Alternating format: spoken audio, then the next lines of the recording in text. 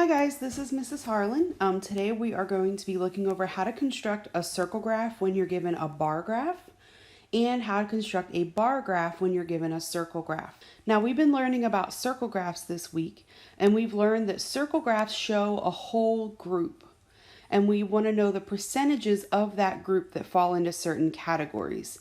Maybe the certain categories are favorite color, maybe the categories are grade in a class, whatever it may be. The important thing to remember about bar graphs versus circle graphs is that bar graphs give the actual number. So in this case, 20 people like the color red. But in a circle graph, we are going to get a percentage of the group. So we want to make a circle graph based on this bar graph. And the first thing I'm going to do is I'm going to take that data and I am going to make a small table. So we've got our categories: red, green, yellow, and blue. Now remember, with a bar graph, all we do is we look at the top of the bar and we come over to the y-axis and we see what number it correlates to. So it looks like 20 people like red, 5 people like green, 5 people like yellow, and 10 people like blue.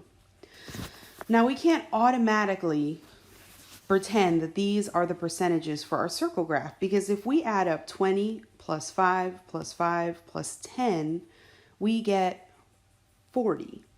And there's way more than 40% in a circle. Our circle graph has to have 100%. So our next goal is to take these 4 categories, take their data points, and create a fraction, a decimal, and a percent. Now we can't come up with a fraction until we have a total, because the total is going to be our denominator for the fraction. Well, I've already said that if you add up these 4 numbers, the total equals 40.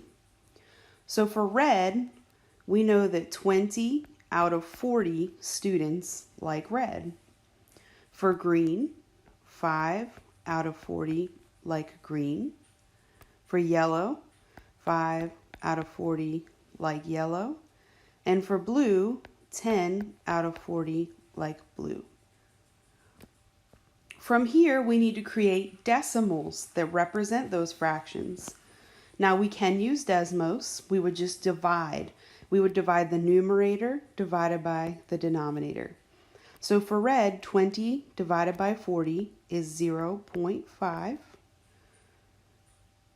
5 divided by 40 is 0.125. For yellow, it's the same, 0.125. And for blue, 10 divided by 40 is 0.25. The next step is to turn those decimals into percentages. And we do that by moving our decimal point 1, 2 places to the right, filling in any ocean waves with zeros, and adding our percent sign. So 0.5 is equal to 50%.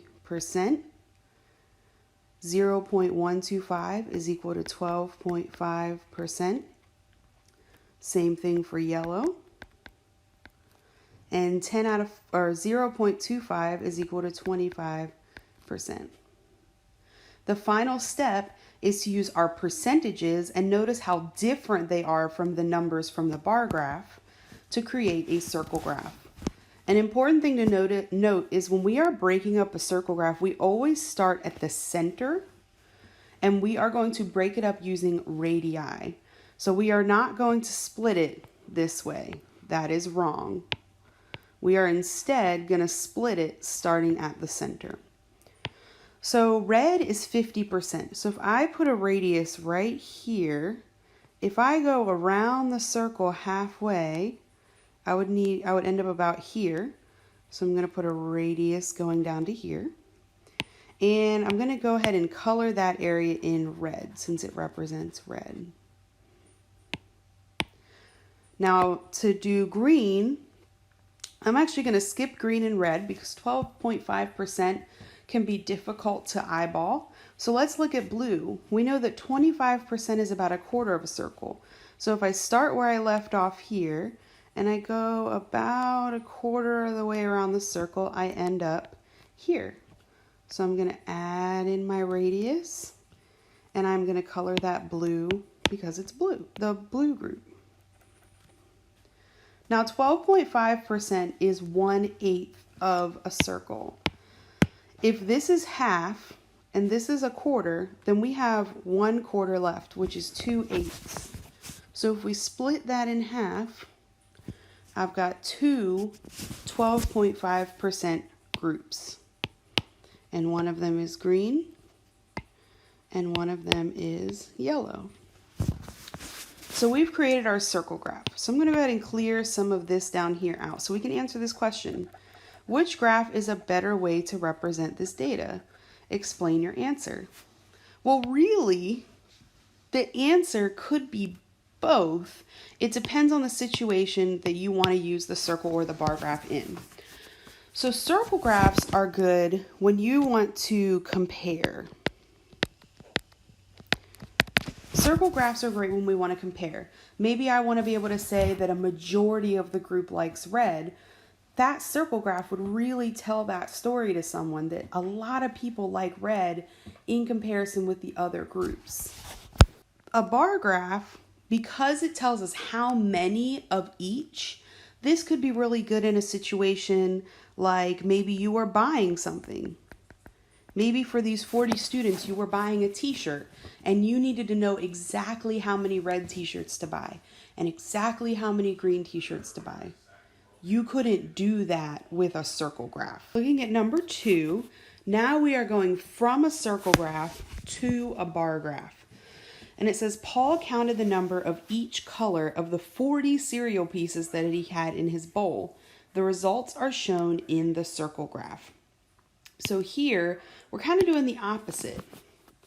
If I had a table, and I'm going to make some room here in the middle, and I have my different categories. So I have blue, I have purple, I have yellow, red, orange. I think I'm going to sneak green up here. So I know that green is 10%. I know that blue is 20%. I know that purple is 10%. Yellow is 10%. Red is 25%. And orange is 25%. And this makes sense because if I do 10 plus 20 plus 10 plus 10 plus 25 plus 25, I get 100%. And that's different than the fact that he has 40 cereal pieces. So we've talked before how we have this concept of percent of a number. So if 10% of the cereal pieces are green, how many pieces of cereal is that? So if you go to Desmos, we can actually do the percent of a number using it. So remember that in Desmos, to find percent of, we use the percent key, which is in that top row, almost all the way to the right. So to find how many of these 40 pieces of cereal are green, I have to know what 10% of the 40 pieces is. So I type in 10% of 40. So 4 pieces of cereal are green. And that makes sense because if I said 4 out of 40 pieces of cereal are green and I found the decimal, which is 0.1, and I turn that into a percent, it would be 10%. So we're just going to keep going down the chart like this. So 20% of the 40 pieces are blue. So 8 pieces of cereal are blue. Purple is also 10% of 40, so it's the same as green. Yellow is the same as purple and green.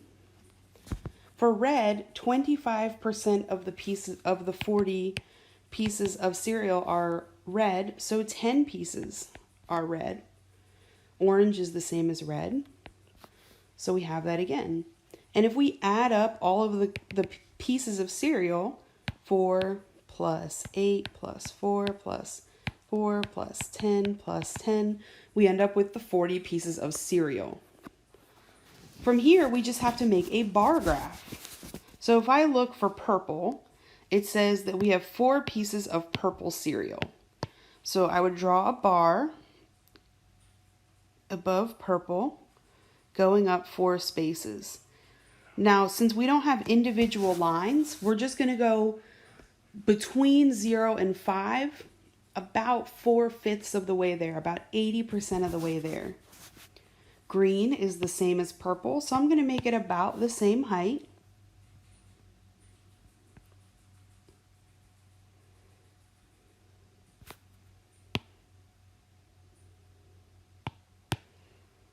Orange is 10 pieces, so I'm going to go all the way up to the 10. All right, so for red, we know that we have 10 red.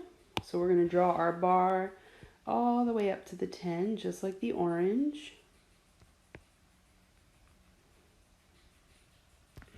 For yellow, we need 4.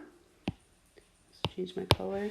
And just like with purple and green, we're going to go almost up to that 5, but not quite. And then for blue, we have 8 pieces. So I'm going to go somewhere between 5 and 10, a little closer to 10 than 5. Last question says, which graph is a better way to represent the data? Explain your answer. So here, in the previous question, it depended on what we were doing with the data. So do we need to compare how many people like a certain color versus other? Or do we need specifics so that we can maybe buy t-shirts or something like that?